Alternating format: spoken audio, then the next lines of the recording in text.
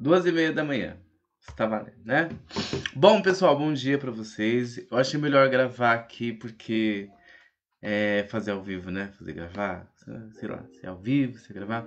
Eu achei melhor falar aqui porque o que acontece? Sempre de madrugada é melhor, né? Até dá pra entender algumas pessoas que oram de madrugada. E por falar em orar de madrugada, eu queria fazer um comentário aqui que eu prestei bastante atenção, entrando aqui no Facebook, que hoje o Facebook virou hoje em dia um verdadeiro celeiro de evangelização, né? Isso é muito interessante, porque os principais meios de comunicação, como por exemplo a Canção Nova e outras religiões, né, estão no Facebook evangelizando, né? E não é só as pessoas, não é só os meios de comunicação, né? As pessoas também elas estão aqui. E o que eu mais tenho prestado atenção é nas pessoas que ficam aqui profetizando, né? E aqui eu não quero entrar na tese se são pessoas cheias do Espírito Santo ou não, porque eu não conheço a vida particular de ninguém dessas pessoas e não vai ser eu que vou falar se elas são de Deus ou não. Só uma coisa que eu acho muito interessante, que eu acho que falta muito nesse sentido, e eu acho que a igreja no geral tem se preocupado muito com isso, e quando eu falo igreja, eu não falo só igreja evangélica, né? Onde parece que as profecias são mais fortes, mas eu falo também igreja católica. Eu acho que a gente dá muita importância para a questão da profecia, né? E a gente esquece que, na verdade, a profecia, a palavra de Deus, é a maior profecia nesse sentido, né? É lógico que é interessante quando você vê que Deus fala com você através de uma pessoa, através de um profeta, através de uma pessoa de Deus, mas eu vejo que às vezes isso fica muito banalizado. E aqui eu não quero entrar no contexto de se é verdade ou se não é, porque é o que eu falei.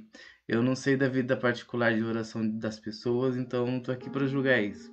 Eu tô aqui pra gente parar para prestar atenção só numa coisa, né? Eu acho que muita profecia e pouca palavra de Deus.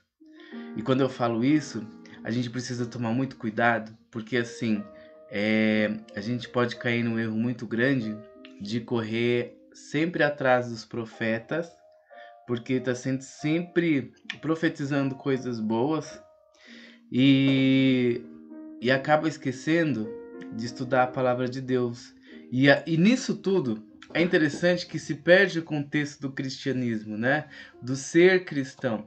Eu fico prestando muita atenção nessas igrejas neopentecostais e isso é muito preocupante porque parece que às vezes a gente só vai buscar Deus no interesse, né?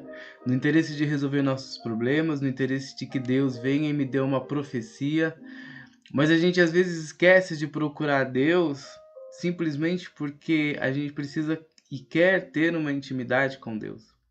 O cristão é isso, o cristão ele busca acima de tudo, acima de profecia, ou acima de qualquer coisa, ou acima de resolução de problema, tem intimidade com Deus. Porque é através dessa intimidade e através da leitura da Bíblia, que é a palavra de Deus, que você vai buscar compreender o que realmente Deus quer, o que realmente é ser cristão. Ser cristão é ser um outro Cristo na vida das pessoas. A gente não pode ficar egoisticamente procurando profecias para o nosso bem-estar, procurando apenas benefícios daquilo que Deus pode nos dar ou não, e esquecer do nosso verdadeiro chamado de cristão, que acima de tudo é amar. E quando eu falo amar, é a gente se comprometer com todas as outras pessoas, né? Ou seja, eu quero Deus para mim, eu quero os benefícios de Deus para mim também, mas também eu quero que o outro conheça Deus. Eu quero que o outro conheça as coisas que Deus pode fazer por ele.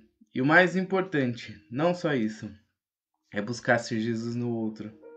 E isso no mundo de hoje é mais importante do que você imagina. Porque eu sempre falo isso. Hoje em dia, as redes sociais e os meios de comunicação, com tanta facilidade que têm afastado as pessoas.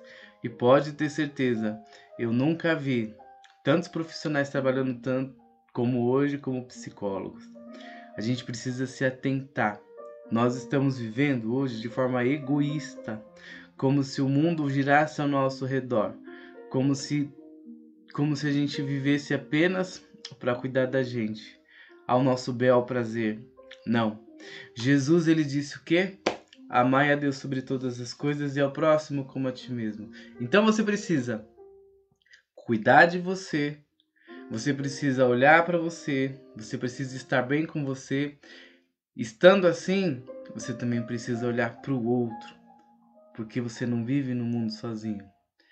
Quando você encontra alguns evangélicos eles têm uma mania, né, de chamar o outro de irmão. E nós somos irmãos. Irmãos, eles têm como missão cuidar um do outro.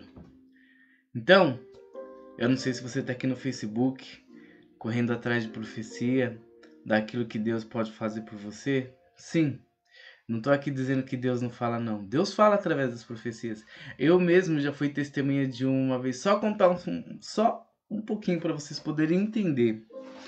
Uma vez, gente, uma certa época, eu trabalhava no Habib's. E eu trabalhava de fim de semana. E eu fui atender uma cliente uma vez.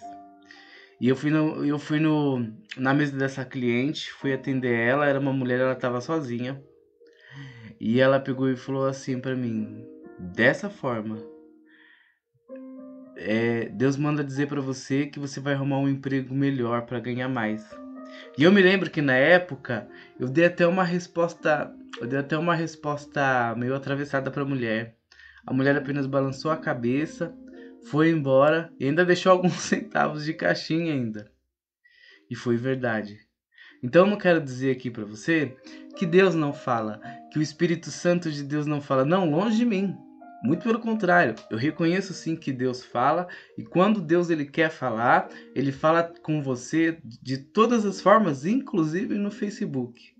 Mas a gente precisa, acima de tudo, não apoiar a nossa fé apenas em profecias, mas sim na oração, na intimidade com Deus e principalmente a palavra de Deus, que é onde Jesus se revela.